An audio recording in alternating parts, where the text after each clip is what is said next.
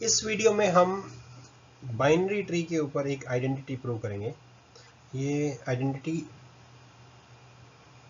सारे binary trees के लिए नहीं है, सिर्फ फुल बाइनरी ट्रीज के लिए। तो फुल बाइनरी ट्री क्या होता है? फुल बाइनरी ट्री, ये फुल बाइनरी ट्री होता है जिसकी इंटरनल नोड में एग्जैक्टली 2 चिल्ड्रन हो। इन अदर वर्ड्स, कोई भी नोड या तो लीफ नोड होगी या फिर उसके 2 बच्चे होंगे। एक बच्चा नहीं हो सकता फुल बाइनरी ट्री में। किसी भी नोड के या तो 0 बच्चे होंगे या फिर 2 बच्चे होंगे। तो इसमें हम 2 वैल्यूज को डिफाइन करेंगे, ई और आई, एक्सटर्नल पाथ लेंथ और internal path length. Internal path length of a full binary tree is the sum taken over all internal nodes of the tree of the depth of each node. जितनी भी internal nodes हैं उन सब की depth compute करेंगे और उनको add कर देंगे, और वो हमारा होगा internal path length.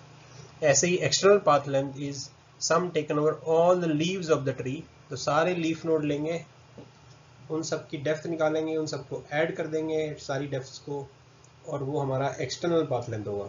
Internal path length को हम शो कर रहे हैं ई से, internal path length internal path length को हम शो कर रहे हैं आई से और एक्सटर्नल पाथ लेंथ को ई से।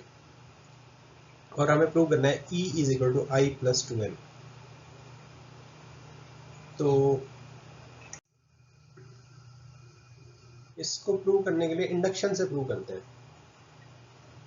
इंडक्शन से प्रूव के लिए सबसे पहले बेस केस लेते हैं, सिर्फ रूट नोड है, उसके नीचे कोई नोड नहीं है, root node itself is a leaf node.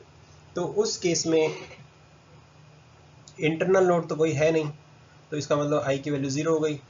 External node है जो कि लीफ नोड है, जो रूट नोड है वही लीफ नोड है और वही अकेली एक्सटर्नल नोड है, बट उसकी डेप्थ 0 है, तो ई की वैल्यू भी 0 है और आई की वैल्यू भी 0 है।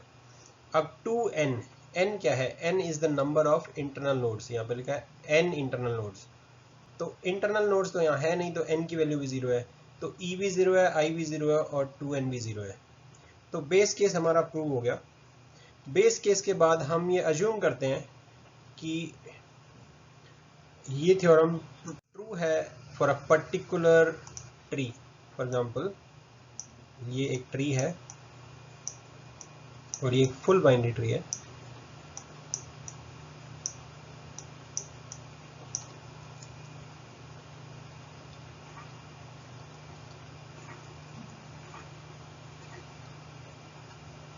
तो फुल बाइनरी ट्री एक जनरल फुल बाइनरी ट्री है, उसके लिए वो ट्रू है। और उसमें जब भी हम एक और नोड ऐड करते हैं, इस फुल बाइनरी ट्री को एक्सटेंड कैसे कर सकते हैं? इसको एक्सटेंड कर सकते हैं या तो इस नोड पर 2 बच्चे लगा दें, या फिर इस नोड पर 2 बच्चे लगा दें, या इस नोड पर 2 बच्चे लगा दें, या फिर इस नोड पर 2 बच्चे लगा दें, या फिर इस नोड पर 2 बच्चे लगा दें। इसेंशियली हो क्या रहा है, सब जगह पे एक लीफ नोड होगी at some depth, or that leaf node will be converted into internal node, और उसके बाद 2 नए लीफ नोड आ जाएंगे। पहले एक लीफ नोड होगा और उसकी जगह 2 नए लीफ नोड आ जाएंगे, और पहले वाला लीफ नोड एक इंटरनल नोड बन जाएगा। अज्यूम कि ये जो लीफ नोड है वो डेप्थ d पे था, तो जो नए लीफ नोड आएंगे वो डेप्थ d+1 पे आएंगे।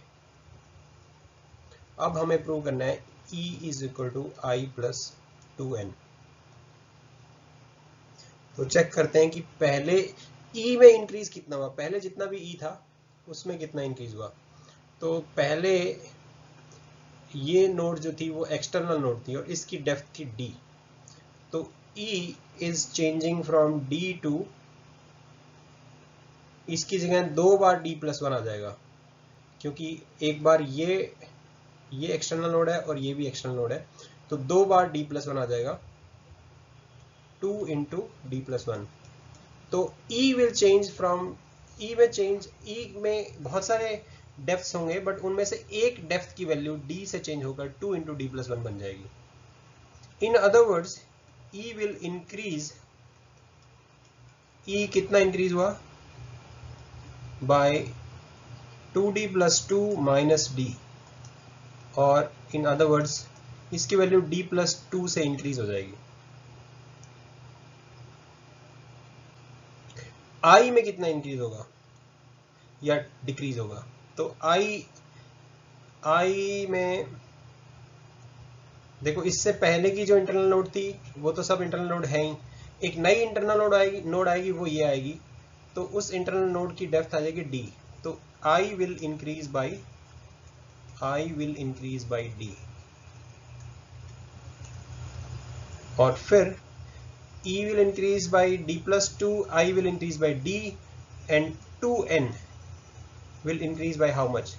आप ये बताओ कि इंटरनल नोड में इंक्रीज कितना हुआ, कितनी इंटरनल नोड बढ़ गई हैं? ये एक इंटरनल नोड एक्स्ट्रा आ गई है, ये नोड जो पहले एक्सटर्नल नोड थी अब ये इंटरनल नोड बन गई है, तो number of internal node has increase by 1, तो n अगर 1 से बढ़ गया है तो 2n की वैल्यू 2 से बढ़ेगी। तो अब आप देख लो कि e will increase by d plus 2 and I will increase by d and 2n will increase by 2, तो this identity अगर ये इससे पहले वाले ट्री के लिए होल्ड कर रही थी, इस ट्री के लिए होल्ड कर रही थी, तो उसके बाद अगर मैं किसी भी लीफ नोड को रिप्लेस करूं एक इंटरनल नोड से जिसके साथ उसके फिर 2 बच्चे लगा दूं नए, तो फिर भी ये आइडेंटिटी होल्ड करेगी। Hence proved Bob is your uncle।